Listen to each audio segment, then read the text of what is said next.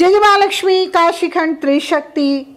मैं तृप्ति आप सबके बीच साप्ताहिक आने वाले कार्यक्रम में आज आपके सामने हूँ। मैंने अभी तक बहुत सारे विषयों पे चर्चाएं की। आप सभी का बहुत बहुत धन्यवाद कि मुझको जो भी रिव्यू मिल रहे हैं या देखे जा रहे हैं उस सभी चीज़ों के लिए आपका बहुत बहुत हार्दिक धन्यवाद। माँ से प्रार्थना आप सभी का मंगल हो और आप सभी समस्याओं से दूर रहें, ऐसी मेरी मनोकामना। आज हम बातें करेंगे हमारी प्रार्थना के बारे में। हम अपने दैनिक जीवन में जो अपने आइडियल को, अपने ईष्ट को अपनी प्रार्थना समर्पित करते हैं। कई बार बहुत सारे ऐसे वाक्य सुनने को मिलते हैं कि इतना तो सब कुछ करते हैं पर कुछ हो नहीं रहा है, कुछ अच्छा नहीं हो रहा है। बहुत आराधना करते हैं, पूजा पाठ करते हैं, सब कुछ करते हैं और कई लोग ये भी कहते हैं कि मेरा सब काम पूरा हो जाता है। हमारा जो मन है, मन की अवस्था है, हमें अपने मन में जरूर अपनी आराधना के दौरान उसकी अवस्था का ध्यान रखना चाहिए। ईश्वर मन के भाव, आपकी आस्था, इन बोलियों को समझते हैं और अगर हमारे कर्म ऐसे नहीं भी हैं कि हम उस परिणाम को पा सकें, फिर भी हमारे मन की जो स्थिति रहती है, उनके सामने जो करुणाबद्ध प्रार्थना रहती है, वो जरूर सुनते हैं और पूरा करते हैं। हमारी जो पावर है यानी हमारे ईश्वर, वो दयावान है, तभी तो हम सब चलायमान हैं। हम इंसान एक दूसरे की छोटी से छोटी बातों को नज़रअंदाज नहीं कर पाते हैं। बहुत सारी ऐसी बातें होती हैं जिनको हम सभी नज़रअंदाज करके आगे बढ़ना चाहिए। ईश्वर हमारे कितने कृत्यों को नज़रअंदाज करते हैं और सिर्फ आपके मन की अवस्था को देख करके हमारे परिणाम जीवन के जो हमारे कर्मों के अनुसार है वो प्रदान करते हैं। मन की अवस्था से प्रार्थना का होना ये बहुत मायने रखता है। बात समय की नहीं होती है, समयबद्ध करने की नहीं होती है या प्रार्थना करने का एक निश्चित समय नहीं होता। प्रार्थना हम अपने हर उस कार्य के पूर्व कर सकते हैं जो हम करते हैं और प्रार्थनाओं को एक शब्दों में पिरोना यानी कि एक तय शब्दों में हमेशा पिरोना, इससे अगर हम अलग हट करके अपनी बात ईश्वर के सामने रखें, वो भी फलीभूत होती है। मान लीजिए कि आप अमुक स्थान पर जा रहे हैं, आपका काम होना है, आप घर में विराजित अपने देव के आगे जिनको भी आप अपना आराध्य मानते हैं, उनको अपने मन से उनसे प्रार्थना समर्पित करें कि आपकी कृपा से मैं आज इस अपने विशेष काम के लिए जा रहा हूँ या जा रही हूँ। आप मेरे साथ रहें और मेरे इस कार्य को पूर्ण करने में आपका आशीर्वाद प्रदान करें। मुझे वो ऊर्जा दें, मुझे वो शक्ति दें, जिससे कि मैं आपके अधीनस्थ होते हुए हम सफलता को प्राप्त कर सकूं। आप पाएंगे कि आपको एक सकारात्मक ऊर्जा का साथ मिल रहा है और आपको खुद ही नहीं समझ में आएगा कि कैसे आपका वो काम बन गया।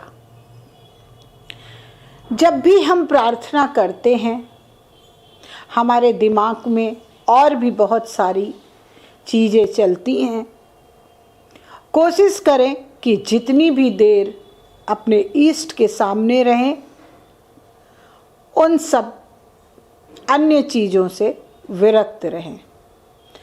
आपके मन का शांत होना ईश्वर से आपको जोड़ता है। आपके पास समय का अभाव है, आप बहुत देर नहीं दे सकते। जितनी भी देर आप अपने ईश्वर के लिए निकालते हैं, सिर्फ आप और आपके आराध्य। जैसे हम कुछ काम करते हैं या कुछ लिखते पढ़ते हैं, बहुत सारे ज़रूरी काम करते हैं जिसमें हम किसी का डिस्टरबेंस नहीं चाहते हैं। प्रयास यही होना चाहिए कि हमारे जो मन की अवस्था है, उसी तरह हमारे मन की अवस्था को हमारी प्रार्थना के दौरान कोई डिस्टर्ब ना कर सके। प्रार्थना ही एक ऐसी चीज़ है जो हम ईश्वर को समर्पित करते हैं। ईश्वर एक ऊर्जा, एक ताकत हम सभी की। तो प्रार्थनाओं को ऐसा करना चाहिए कि आपका हर बिगड़ता हुआ काम हो। हाँ, ये भी एक प्रयास आपके जीवन में होना चाहिए कि जो समय बेला है, सुनते ही होंगे आप लोग कि सूर्योदय के पहले उठना लाभकारी होता है। एक जो भोर बेला होती है, भोर का जो काल होता है, वो संपूर्ण ब्रह्मांड में एक साकार ऊर्जा फैला रहा होता है और हमारा मन चैतन्य अवस्था में होता है। तो जैसे हम हर उस अवसर का लाभ उठाना चाहते हैं जो हमारे लिए फेवरेबल होती है, वैसे ही हमें प्रयास करना चाहिए कि हम अपने भोर काल का लाभ उठाएं और अपने जीवन को सफल बनाएं। आजकल का दौर तो चल ही रहा है, देर रात तक जागना और सुबह देर से उठना। ये कहीं ना कहीं बिगाड़ता तो अवश्य ही है। हम समय के साथ पीछे छूट जाते हैं और जो करना चाहिए वो नहीं कर पाते। तो हमेशा प्रयासरत रहें कि अवसर का लाभ उठाएं, यानी प्रयास करें कि हम जो जगते हैं वो तय समय से उठें, और दूसरा अपने मन की अवस्था को, अपनी प्रार्थनाओं को ईश्वर के समक्ष पहुंचाने में जल्दी करें। हम कहीं भी जाना है किसी काम के लिए तो लेट हो रहा होता है, जल्दी करना है, वहाँ से हमारा ये चीज़ अच्छा होने वाला है। ऐसे ही हमें ईश्वर के नज़दीक जाने के लिए, उसके लिए भी जल्दीबाजी सीखनी चाहिए। समय ही हर चक्र होता है जो हमारे जीवन में बहुत सारी चीज़ों को दिखाता है। कभी हम हंसते हैं, कभी रोते हैं,